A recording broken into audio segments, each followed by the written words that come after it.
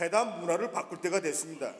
언제까지나 이게 골뱅이 갑 속에 들어가서 뭘 하는 것처럼 이 제한된 속에서 하지 말고 다 공개되게 투명되게 사실이 보다 공정하게 알려질 수 있게끔 이렇게 회담할 필요가 있지 않겠는가 저는 생각합니다. 서로 간에 좀 이렇게 툭 터놓고 얘기를 허심탄회하게 하자면 또 이제 그런 부분에 있어서도 좀 고려할 부분들이 있고 또 무엇보다 제가 뭐 이렇게 느끼시겠습니다만 또 수줍음이 많아가지고 이렇게 기자분들, 카메라분들이 지켜보는 앞에서 저 말주변이 좀 우리 이 단장님보다 많이 못합니다.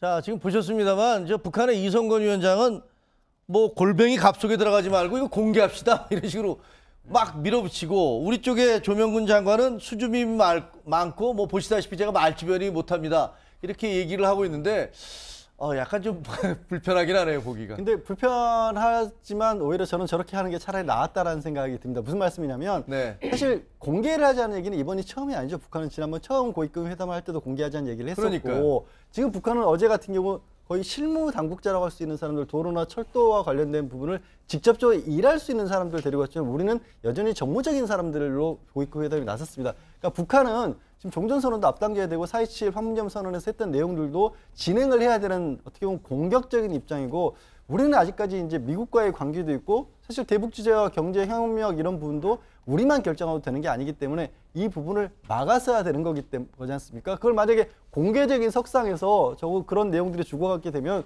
결국에는 이게 국민들의 공개에 대해서 보면 북한은 오히려 당당한 모습이 되는 거고 북한으로서는 지금 어느 정도 북한과 미국과 협의했던 내용들 뭐 유해 송환이라든가 아니면 미사일 발사대 해체라든가도 적극적으로 해왔기 때문에 계속 공개적으로 나갈 수 있는데 막아야 되는 우리 쪽 입장에서는 수세로 빌릴 수도 있거든요. 우리 쪽에 사정이 있지만 그래서 오히려 언론에 비춰봤을 때는 공개 안 하는 쪽이 우리 쪽이 있을 때 나은데 그거를 우리가 방어를 해야 되는 입장이니까 공개를 못 하겠습니다라고 얘기를 하면 공식적으로 수사라는 걸 인정하는 수가 될 수도 있으니까 전명근 통일부 장관이 개인적으로는 어떻게 보면 손해볼 수 있는 내용이지만 내가 그냥 개인 사정으로 이렇게 공개 안 한 겁니다라고 좀 줄인 게 아닌가 싶습니다. 그러니까 저 모습은 참 관료들이 잘 안 보여주는 모습이거든요. 그래서 저 장면을 보면서 저는 조명균 장관이 신뢰할 수 있는 분이다 이런 생각이 거꾸로 들었습니다. 그래요? 왜냐하면 북한은 공개해도 국내적으로 언론이 통제된 나라잖아요. 그렇죠. 근데 우리는 공개했을 경우 언론이 사실 이 남북 문제에 대해서 한 목소리도 아니잖아요. 그러니까 위험 부담이 있는 거거든요. 그렇죠. 그랬을 때 저렇게 우회적으로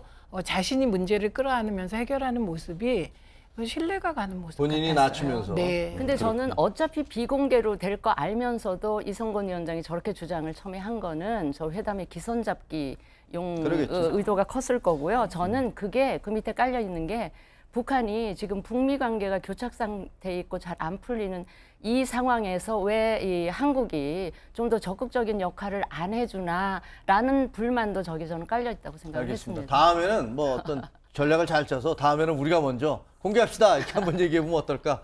뭐 그런 생각도 한번 해보는데요. 자, 오늘